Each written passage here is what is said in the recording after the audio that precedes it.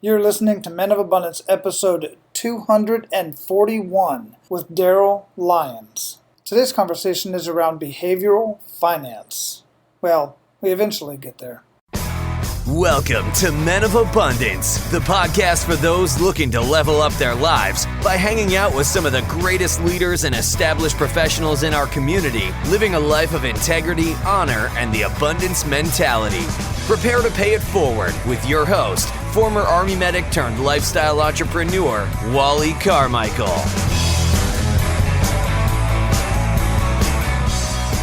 What is going on, all of you amazing, abundant leaders out there? I am Wally Carmichael, your founder and host of the Men of Abundance podcast, the Pay It Forward community, where we are showing you and proving to you that you can, in fact, live a life of abundance and prosperity in family, faith, finances, and fitness. And today's conversation is greatly focused around finance.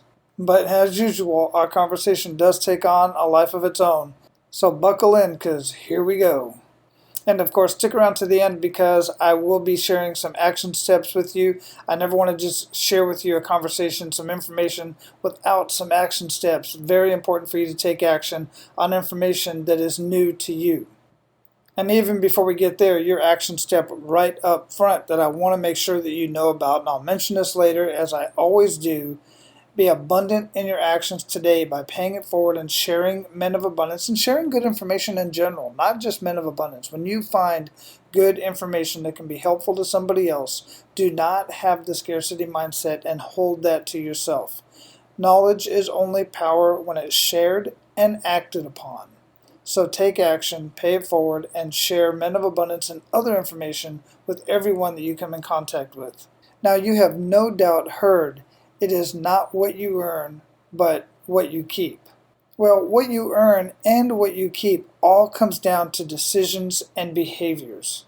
Or it might be the other way around. I don't really know. We're going to find out during this conversation. In either case, Darryl and I are going to do our part to give you a few insights that are likely to put more cash in your pockets. Our featured guest today is Darryl Lyons. He's a certified financial planner and a behavioral finance advisor. And he is considered an expert in the area of personal finance and author of several books. His latest was endorsed by Dave Ramsey. Darryl's company, PAX Financial Group, has made the Inc. 5000 fastest growing companies in the country.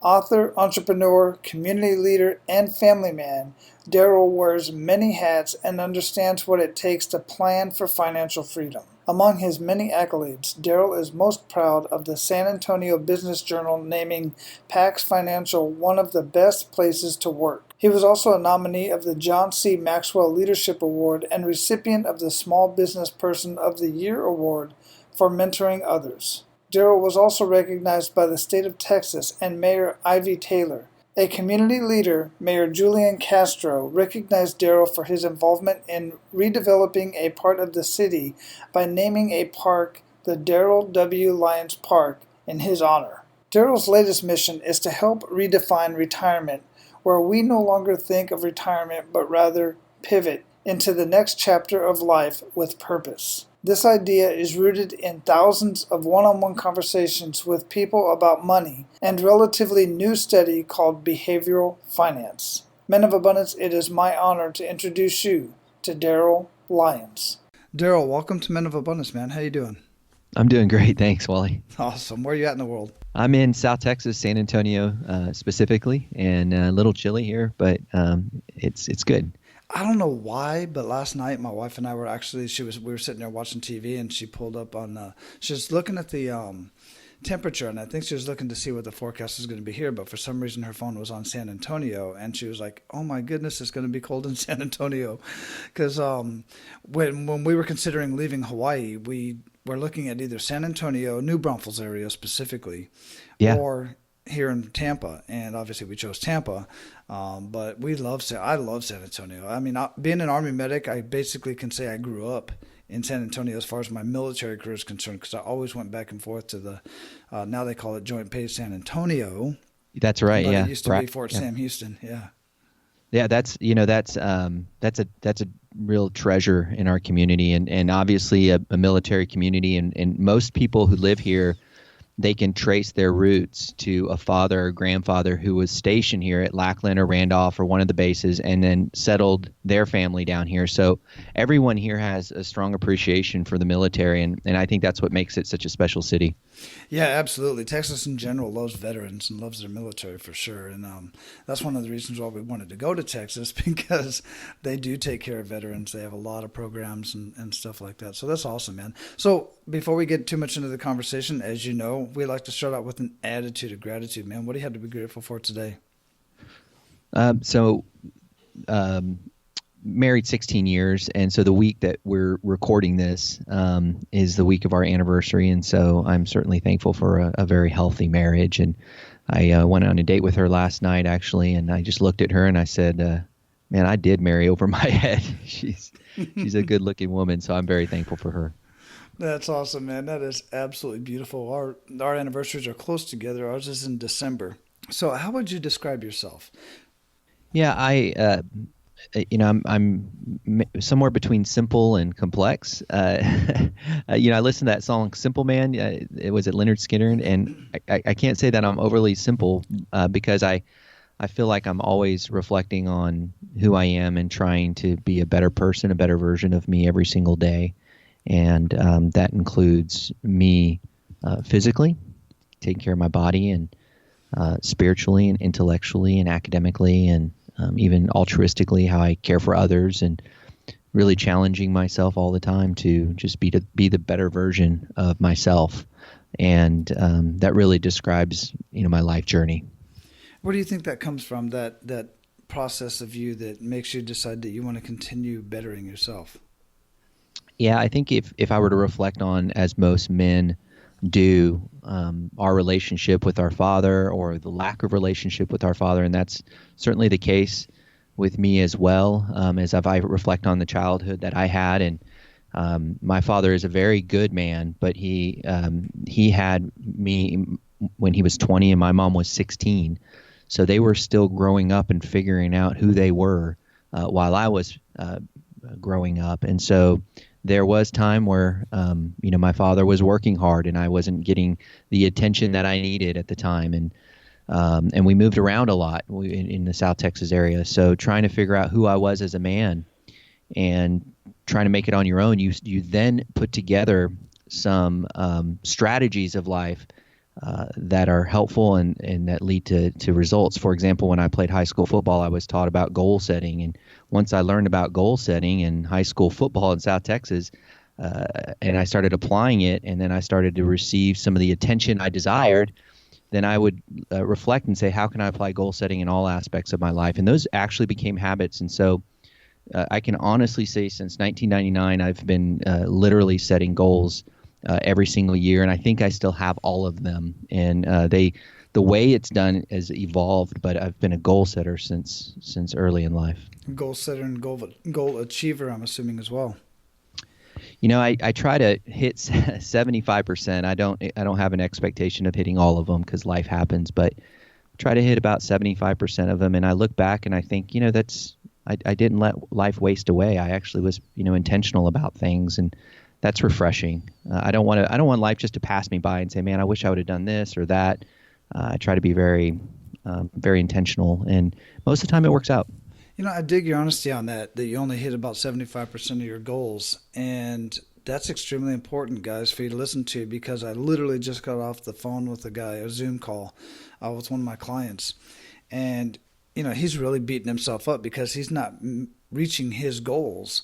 And as I pointed out to him, while he's not reached his ultimate goal, he's reached the stepping stones, and he's reached the milestones that will ultimately get to that goal. But by the time he gets to that point, his goal may change, as mine have throughout the course of my life. So by the time we got done with the call, he's like, shit, I'm moving forward. I'm constantly moving forward. I'm making all this stuff happen, and I don't even realize it because I'm beating myself up so much because I'm not where I want to be. But it's the journey, and you're on your way to where you want to be, and he is making progress. So what are your thoughts on that? Because I really am glad that you brought that up. Yeah, the journey itself is a big part of it. We tend to focus in on, when we think about goals, we all often as men think about career goals. Well, if we also think about the journey of our, the other goals in life, like our family, it's you have no control on the output of what your child looks like. So you certainly can't beat yourself up on the outcomes. I just really don't think you can. I think that there's so many uncontrollables in life. Where you can beat yourself up a little bit, and it's healthy beat up, is did you do the things within your control? For example, my daughter Claire, she's a beautiful 11-year-old girl, wonderful treasure of mine. If I were to say, I set goals to have a relationship with her, but if I were to evaluate myself and say, you know what, I've just fallen short of that, I think that would be unhealthy. But if I did ask myself, hey, I set out a task to date her every other month, if I did that part, then I can give myself a big pat on the back because I did what I could control. So I try to focus in on what I can control and let the outcomes take care of itself. And again, I told you I'm a man of faith. I let God kind of do all the heavy lifting on the outcomes. Yeah, absolutely. I dig that strategy. It's a very good way to live life, as I do. So I want to get into what you're doing with PAX Financial Group and how that came about, because what I'm really interested in and what intrigued me the most about when you and I first got connected, or when I was introduced to you by Amplify Publishers, is behavioral financial advisor. I'm super intrigued with that. That is really cool. But before we even do that, I want to ask you what your kick in the gut moment is. And this is that point in your life, or several points in your life, but choose one, that you felt that kick in the gut that kind of took you to your knees, and really make us feel that. Yeah, so it was about, speaking of Claire, it was about 9 years ago. So again, she's 11. I have 4 kids, so she's the second of the 4. And this is just one of them, man. I mean, there's just so many kick in the guts in my life. And they've all made me, Wally, honestly, a better man. But this is one. And so it was 9 years ago, and she's a beautiful girl, and we had 2 at the time, and my wife was expecting our 3rd. During this season of life, it was actually kind of challenging. I was getting our company off the ground. Financially, it was tricky. I manage a lot of money, and I placed a trade and lost a guy a ton of money, and there was no way I was getting it back. It was gone, and he had a beard and guns, and he wasn't happy, and it was just frustrating. And then I was trying to play golf, and I'm just not good at golf, so I kept messing that up. And then another thing happened where I was jogging in San Diego, and I got lost. I didn't have my phone, and so I ended up jogging for 12 miles. I was late for a conference. These are just little things, but they're adding up. So then leading up to this, I was just already frustrated with what was going on at work and athletically and recreationally. And so I'm just gonna hang out at my house, and my wife's expecting our 3rd, so I just asked her, just stay at home. I'll go to the grocery store. And I drive to the grocery store in our SUV, and my daughter Claire's in the back seat. And again, it's kind of a leather jacket, sunglasses kind of day. It's a beautiful day, and we're singing or whatever. And she asked to roll down the window. We roll down the window, but then I turn around and she's screaming. And what she had done is she kicked the electronic up button with her foot and put her finger between the window and the frame. And I was going to swerve over to try to get it to I thought I was going to have to punch the window because I didn't have a clue how I was going to get it down. It would not go down, and her foot was still on that button. Finally, she released her foot. The window came down, but her finger was severed, and there was blood all over her princess dress, and her finger was hanging on by its skin. So I rushed to the hospital, and we had to keep her in that night. The doctor, Dr. Chris Phelps, successfully reattached her finger that night. But that night, my wife lost our 3rd baby. And so this is a kick in the gut because my mantra in life up until this point was mental toughness, extra effort, MTXE. That's what I was that's the idea of life that had guided me up until that point.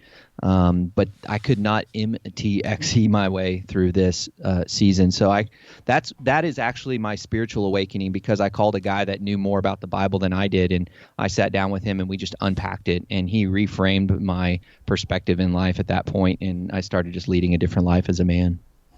Wow, yeah, that's those significant emotional events certainly will bring that into perspective and change the trajectory of your life. And I definitely feel that one, man. Thanks for sharing that with us, because that's pretty deep. So there's times, guys, when you realize that you just can't pull in all these, like the mental toughness.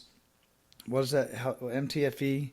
MTXE, mental toughness, extra effort. Yeah, I mean, sometimes you just can't conjure up the strength to do that, and that's okay. What did you do? How did you get back to that? Well, so to your first point, I was always beating myself up over the outcomes of life. And I grew up without money. Again, a difficult situation growing up. We ended up living in a little trailer park off the side of the highway, and as a child, I felt like I had to get out of the perpetual poverty, or I wouldn't even say we're poverty. We're probably just lower middle class, but it was just a struggle. And so I wanted to get out of that so bad that I just was just a complete go-getter. And everyone knew me in college as the guy that would just go above and beyond and everything. And I was just extremely ambitious, not in a selfish ambition kind of way, but in an ambitious of, I just wanted to have something better for my life. And if I have a family, I want a better life for them as well. And so it was an extreme focus, and it was just exhausting, man. I mean, again, I told you I was a goal setter, and I would just do everything that I could. I did Israeli martial arts. I've done jiu-jitsu. I've done, marathon running, bicycle racing. It's just, you check the box, and to a certain degree, I would do it as a high performer kind of guy. So, again, that's exhausting. And then I would get exhausted if the outcome didn't meet my expectation. And so I would just beat myself up, like you had mentioned earlier. So when I met this guy named Bill Lovelace, I don't remember, again, it's odd for everyone to hear this who don't look through a spiritual lens. And it's just, I didn't either really, but it was as though God was speaking through him saying, are you done yet? Are you done living the life I never intended you to live? Are you done worrying? Are you done putting all this pressure on you to try to achieve all these things in life? Are you done? And frankly, that's the message that I heard. And I said, yeah, I'm done. And it did not change me doing things with excellence. It just changed me putting the pressure on the outcomes and putting it in God's hands, the outcomes, and letting life ebb and flow and enjoying the journey. And that perspective took my blood pressure down, took all the pressure off me. Again, I can't reiterate this enough. I still do things with a high degree of excellence. I just don't put the pressure on the outcomes as much as I used to. Yeah, there's a great analogy that I've used before, and I've heard this, and I like analogies. And you may have heard it, the guy walking through the desert, and he's driving along, and all of a sudden he sees what appears to be an oasis.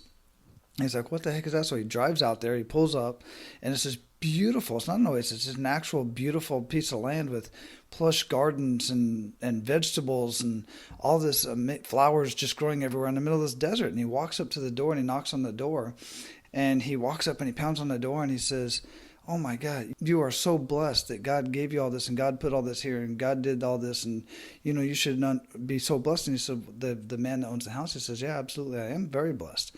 I'm very, very blessed. But you should have seen this place when I first got here, when God had it to himself. And the point is that it was land, and the guy brings in, and he brings in the seeds, and he brings in the water, and he waters it every day. He has to tend to it every day. But ultimately, the outcome of that success still had to do with God, but the man had to put in the effort. That's exactly right. It's such an interesting balance in life. Prior to my life, there was one scripture in the book of Proverbs that I memorized, and it's "Go like an ant, thou sluggard, consider his ways and be wise." And that was my mantra, right? I'm going to go like an ant. I'm going to work my tail off, and I'm going to get it done.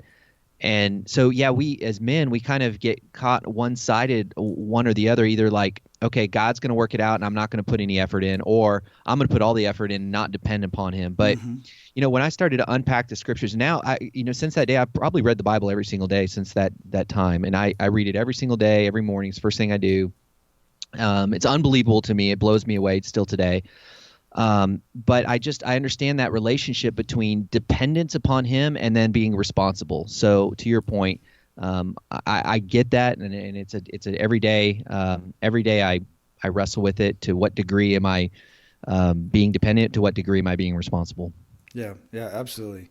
And so ultimately, you were saying, you got through, you're in this terrible situation, you're doing the work and giving God praising God for the results and not worrying too much about what the outcome was going to be because you knew you were putting in the work. And at what point did, you get to the point to where you feel, I believe personally, this is my personal belief and my revelation that I had years ago when I started this whole Men of Abundance journey, is that it's just that. It's a journey, and Yeah. enjoy the journey along the way. We never truly make it, in quotations, because once you make it, then there's the next thing, and the next thing, and the next thing. It's always something improving our foxholes, I always say. But at what point did you get to the point to where you were feeling comfortable with the actions that you were taking and actually reaping some results? Yeah. So, I think it was, let's see. So I really started in the financial business in 1999, the day after I graduated college. Even in college, I was giving people financial advice because at the time in 97, 98, when I was an undergrad, the dot-com boom was happening. And so some of the MBA students would come and I would give them advice on what stocks to pick. And so I was really in the game.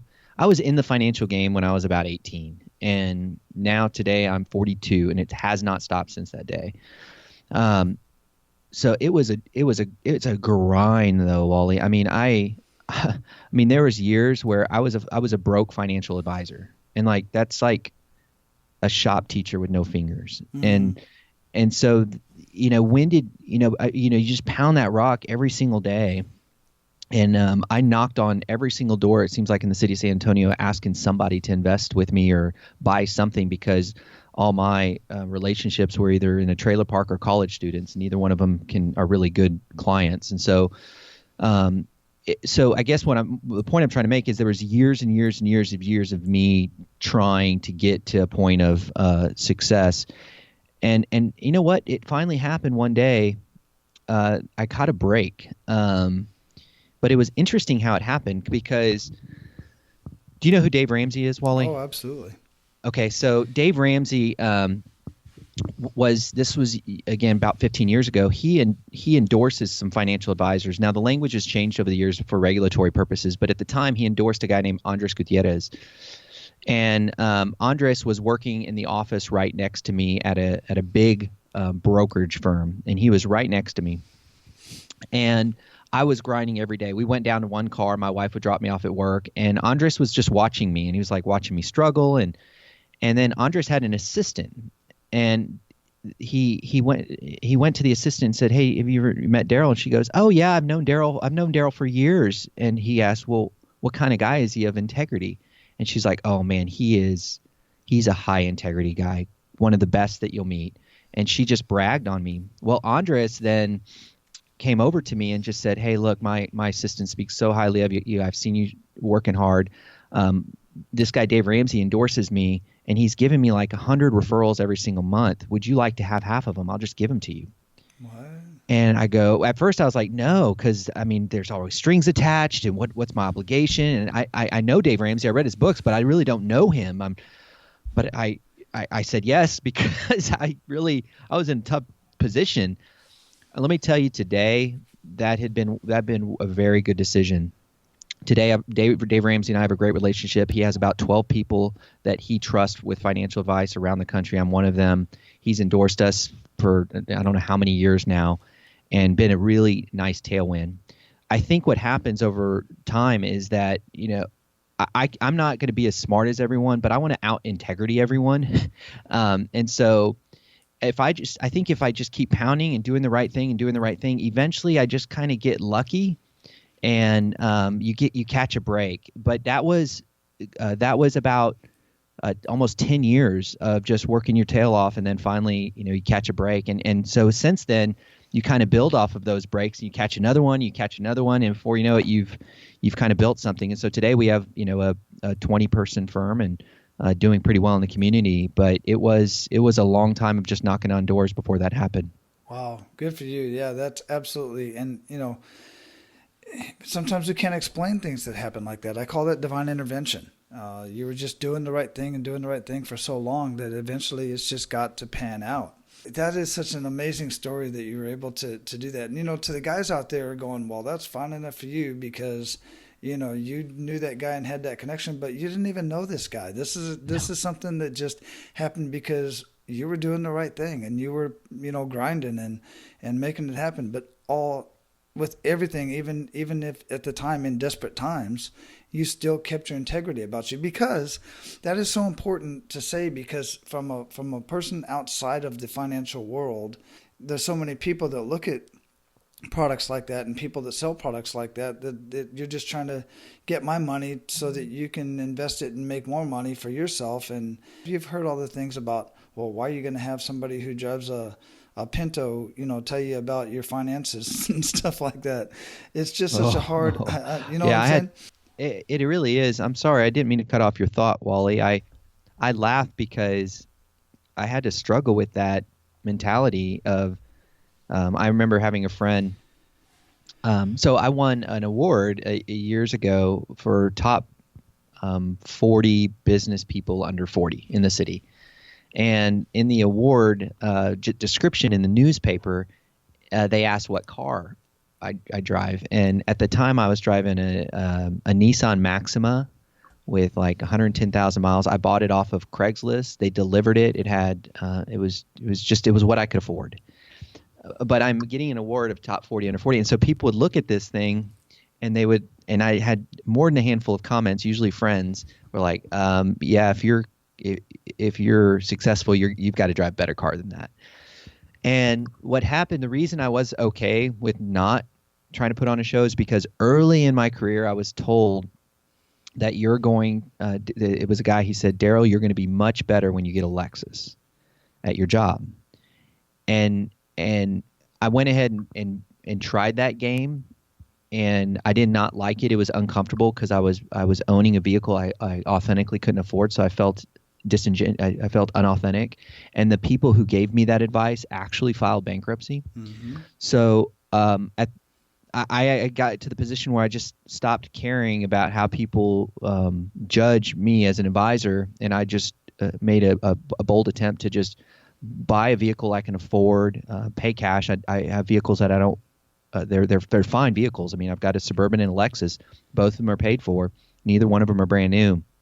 But I'm very comfortable in my own skin, not trying to be somebody else. But that's that journey of just a vehicle. When you mentioned vehicle for a moment, it hits home for me because it's something I've had to struggle with. But now I've gotten to the point where I'm just comfortable in my own skin. Yeah. And guys, this is what we're talking about, man. This whole living a life of abundance. Money's great. I love making money. I really do. I enjoy the whole journey, the whole excitement of adding value to somebody else's life and getting duly compensated for that. I just really thrive on that feeling, but I thrive on giving and I thrive on everything else as well, even more. But I've heard this so many times with people getting into business and especially real estate and financial advising and stuff like that. The whole fake it till you make it type of thing. And that it makes sense if you put it into the right dialect, if you really pay attention to how it actually helps, because fake it till you make it isn't wearing a suit that costs $3,000 when you know you can't afford it, and looking that piece and driving the car that you know you can't afford. I know a real estate agent, for instance, that's in Hawaii, and I know for a fact that she is. I mean, when you sell a house in Hawaii, $700,000 to a $2 million house, their commission is huge. Their commission is what some people make in a year, and she drives a very conservative vehicle. She looks nice, she dresses nice, but she drives a conservative vehicle. While all the broke real estate agents are driving cars that are way outside their wheelhouse, that they can't afford, and they're stressed out constantly because they're always working to pay for that car note, whereas she doesn't have to worry about that. And you just got to be careful with the whole fake it till you make it bit. What are your thoughts about that, Darryl? Yeah, I just like living authentically, and I feel more comfortable doing that. I want to try to focus on other intangibles that are within my wheelhouse. I'll let others. I know people who have faked it until they make it, and they've been very successful with it. So it's people that can. There are people that can do that. I think I just find it disingenuous, and I'm a person who enjoys authenticity. And I enjoy the journey, to your point of, maybe one day I can get that car and then that I've always wanted, and pay cash for it, and then just enjoy that satisfaction of delayed gratification. And so I just want to I want to be a very authentic person. I want to be very genuine. I want people to relate to me. And so for that reason, some people can do it. I just can't personally. Yeah, tracking. Yeah, I agree with that. So we're at the point where we're going to pay it forward. You ready to do that? Yeah, ready. Excellent. Hey, business owners, check this out. If you've been in business for about 3 to 5 years, somewhere in that range, give or take a few, and you're currently doing some sort of advertising, whether it's on Facebook, in the newspaper, cable TV, radio, billboards, or even in the yellow pages. Yes, I have the yellow pages right here. People still do advertise in yellow pages. And I'm here to tell you, I see these advertisements all the time, and they're throwing money away. You may be throwing money away in those ads. Guys, I don't know if you know this or not, but on top of me being the most awesome podcast host of this amazing Men of Abundance podcast, I'm also a very skilled and brilliant business and life strategist. I have an e-learning system with literally millions of dollars of marketing and strategies already done for you. You just have to model those. I am partnered with over 100 business coaches that are experts in many different industries. That makes me very confident that I can help you in your business, regardless of what industry you're in. I can help you not only generate more leads, but actually convert those leads into paying customers and repeat customers. I can show you business strategies that will increase your revenue and your profits in a matter of months. But all that aside, I need your help. I'm in the process of writing another edition of my current book. My current book is No BS Business Breakthrough: How to Double Your Lead Conversions and Triple Your Revenue in Less Than 45 Minutes. And in that book, I have the top 8 strategies of over 100 strategies that I use throughout the course of the year. But those top 8 strategies are the ones that I find I use with most business models right up front. And what I need is a couple more case studies from industries that I have not currently worked with in various areas of the United States. So here's what I want to do. I would like to do a 45-minute business breakthrough session with you, going over my process using some of your input from your industry, from your business, so that I can measure that up and see how my strategies would impact businesses in your industry. And instead of charging you my normal fee for doing this business audit and this business breakthrough session, what I would like to do is use your data with your permission in my next book and any articles that I may write leading up to the book. I can add your feedback with your name, your business name, or anonymously. It's totally up to you. But the mention in the book or the article would certainly give you some free publicity. And in return for your time and professional feedback, you will certainly walk away from this business breakthrough session with strategies that you can implement that day. And on top of that, I will give you 30 days access to my e-learning platform, where you will have access to the first 4 videos of the 52-week series, complete with workbooks, as well as the first 4 weeks of the e-class, done for you marketing, email campaigns. I'm telling you guys, the first 30 days in the e-learning system will definitely increase your revenue and profits within your business. As long as you implement just one of the strategies that I'm going to share with you within the 45-minute business breakthrough session, or even just one of the strategies that's inside the e-learning platform. So if you're willing to help me out with your professional feedback on how my systems will impact businesses in your industry, then go to menofabundance.com/help Wally, WALLY. menofabundance.com/help Wally is where you can schedule your 45-minute business breakthrough session with me.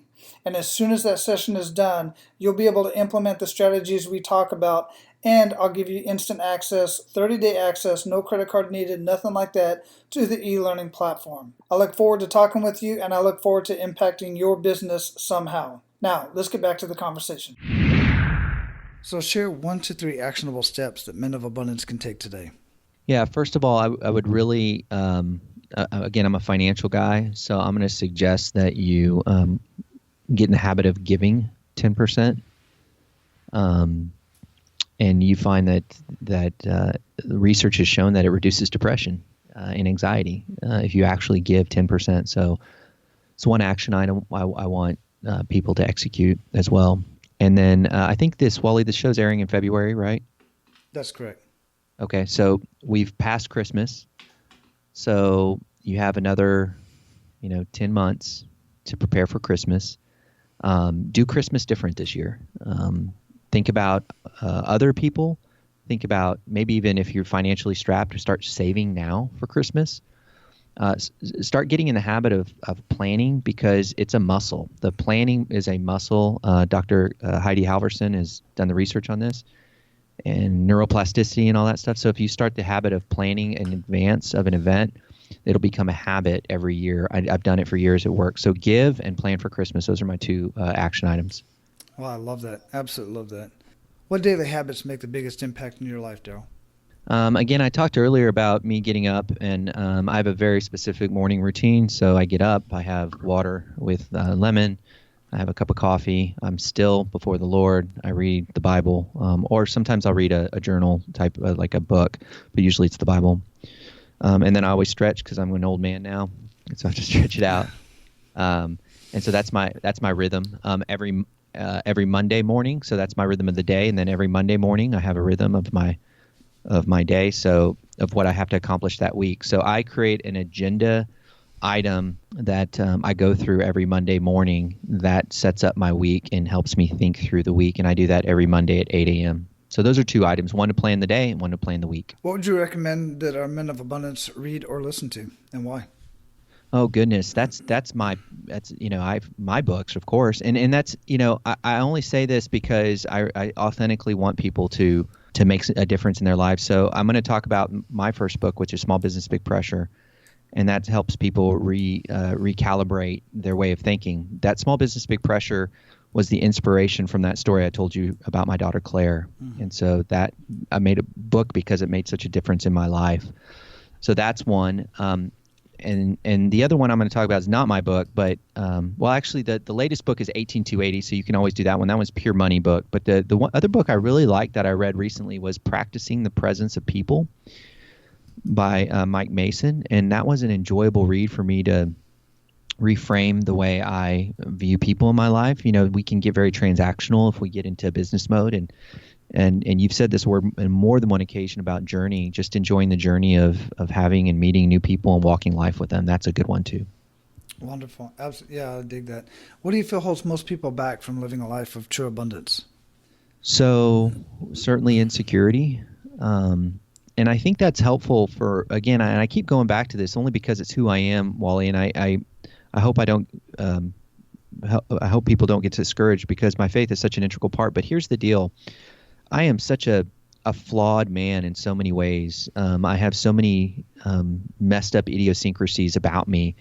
But when honestly, I read the Bible every day, and I read about the people God has used to do great things that are so flawed, from Noah to Abraham to Isaac to Jacob to David to Paul. And I go, well, if I do believe in God, then I believe that he can even use me. And so for that reason, I just changed my approach, because I think the alternative, I think I'd get in a place, honestly, I'd get a place of insecurity. And I think that place of insecurity would trap me and leave me in a very finite place. So I set aside that insecurity and I replace it with dependence, and it allows me to thrive and excel and put myself in a position where I'm way in over my head and let God do the outcomes. And it's worked incredibly well. I like how you mentioned that you go for things that are way out of your wheelhouse, way over your head, because that pushes you to reach higher. And even if you don't reach that, at least, like they always say, shoot for the stars. And what is it? Shoot for the stars, at least hit the clouds, or something like that, Wally, can I tell you a quick story about that? Absolutely, please. So this is crazy, but as an example, and you'll appreciate this, but I was assigned by the mayor to help redevelop part of the city. And so it was an Air Force base that was being bracked, and the missions were it's Brook City base, and the missions were being transferred to Lackland and to Wright-Patterson. And so the city of San Antonio put together a committee and a board to help make a successful transition and bring in private industry. So I said, yes, I'll serve on it. And I just sat in the back while all these important people were making decisions. And then I started to study the finances, and I learned a little bit more about it. one thing led to another. The chairman of the board actually passed away, and this chairman's in the newspapers and on TV and everything. And so they looked around the room and they said, "Hey, Darryl, I'm 28 at the time. Hey, you know a lot about the finances. You want to be chairman?" This is a good moment for me to reflect on that point I just made. I was way, way, way in over my head, and I said yes. And despite all my insecurities, I said yes, and I jumped on that board, and I was chairman for several years. And we successfully transitioned the part of the city from the military to the private sector. And about a year after that, the mayor of the city of San Antonio named a park after me at that base, the Darryl W. Lyons Park. Now, I'm blown away by that even today. But my point is I'm insecure as anyone else, but I don't let that insecurity stop me. I think God can use me in amazing ways if I just let him. And that's an example of what God did. And as a result, there's a park here today because I just got in over my head, and it worked. Everything worked out. That is amazing. And guys, that's just another example of putting yourself in the right place and getting yourself out there and offering your services to people. It turns out it just works out, man. I love it. What does living a life of abundance mean to you, Darryl? I love the word abundance. I'm so glad that you used that, and I talk about that as well. I was at a function the other day, and this guy, it was a birthday party, and this guy walks in, and I ain't seen him in a long time, and I never met his wife, and he introduces his wife, and I leave the party, and I told my wife, her name's Caress, I said, "You know what, we changed that family tree." And she goes, "Why?" She goes, I said, "Because he had called me, and I barely knew him, and he was struggling financially, and I went on Facebook, and I said, I shared his story with my Facebook community. And I said, look, this man, he's a good man, but he's struggling financially. Can we scrounge up collectively $3,000 to get him through life? And the story was compelling enough. The financial situation was accurate enough. I could validate the rationale that it wasn't an abuse. In about a day or two, my Facebook buddies, and females and men, they collectively gave me about $3,000. I handed it to him, changed his life. And then I actually got him a job with a local construction company. I say all that because when we left the party, I said, Chris, I want you to know we changed that family tree, and we'll never know our role in the other direction they might have gone, but we changed them. And so when I have a life of abundance means that I can reflect on people's lives around me and say, I made a difference in changing the direction of their entire family. And I take so much satisfaction in that I played a role. And leaving that party, I go, I want to keep doing that. That's amazing to me. So I think a life of abundance is being able to say, I can literally take inventory and say I made a difference in that family's life. That is beautiful. That is absolutely beautiful. So, brother, we're going to close this up. Before we do, we're definitely going to have your website, PAX Financial Group.com, linked up in the show notes.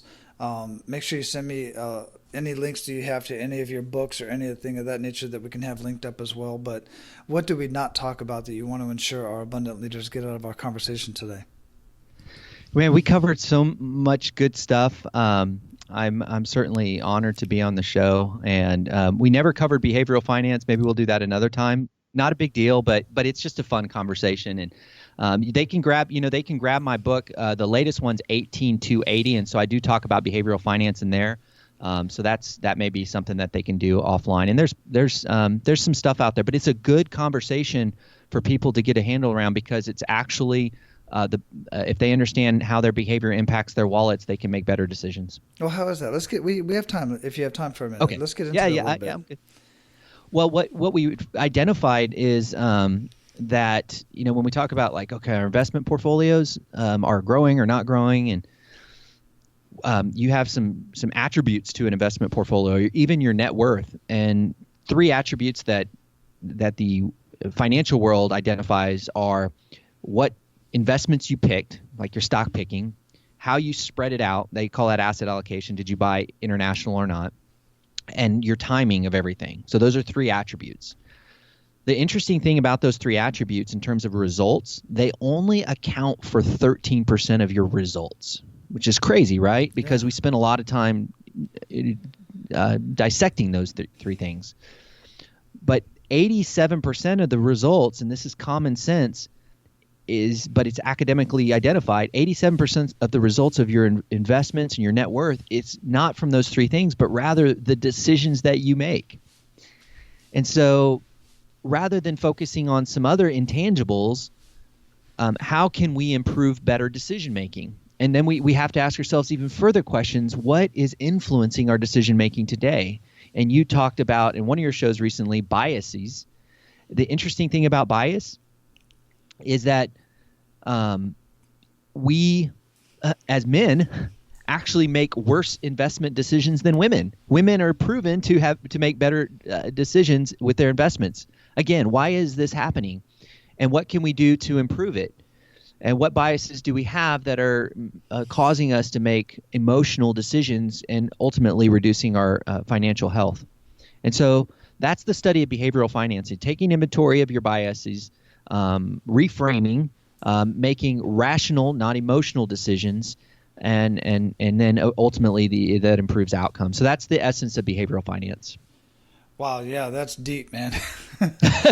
I dig it. Anything behavioral based. I really, really enjoy it. Yeah, definitely want to get more into that. So make sure you have the book linked up and the description and stuff like that, and we'll have all that linked up in the show notes at menofabundance.com.